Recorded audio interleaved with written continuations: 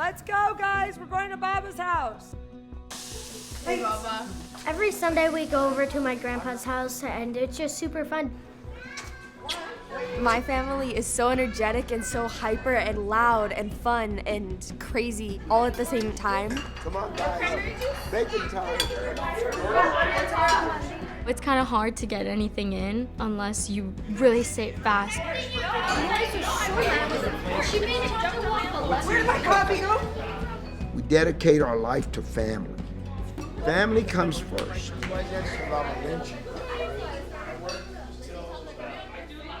Tell me about the day that your daughter Lizzie was born. It was one of the happiest days of my life and probably the happiest. It's a pride that I would wish everybody would be able to enjoy that feeling.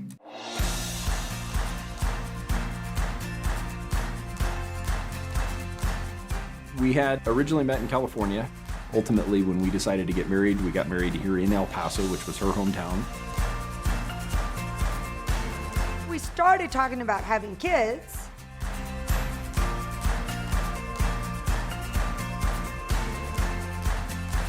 So I'm like, okay, time to move to El Paso. Like, let's go. I want to go back home and I want to be around my family. They didn't have very much money. They had enough to live, but that's about it. So I really had to look at how am I going to reinvent myself, but yet still be there to provide for the family. Brian goes in, has an interview with the managing partner of the El Paso, New York Life. We both were all in and said this, might be the blessing that we were looking for. They're just super excited to get him. He's always been in sales.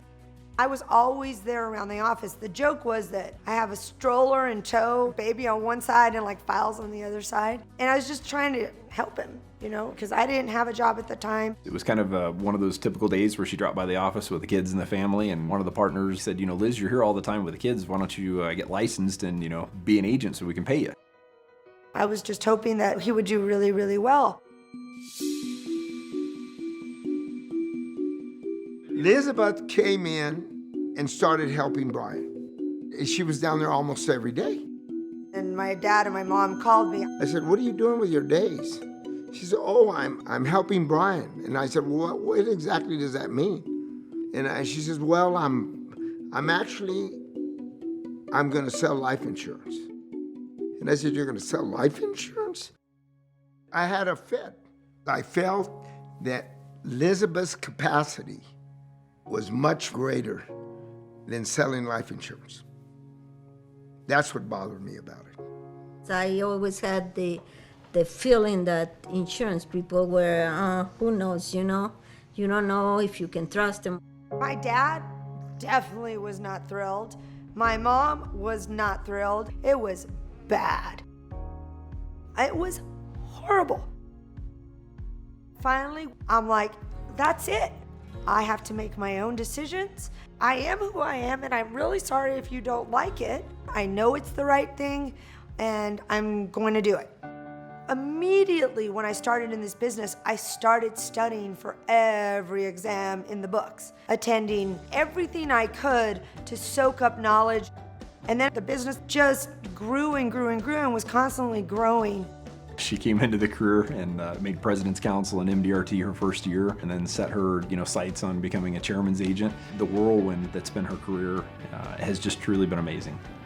I'm looking for what's next. What am I going to do next to improve myself and to be able to serve my clients better? Good morning. Good morning.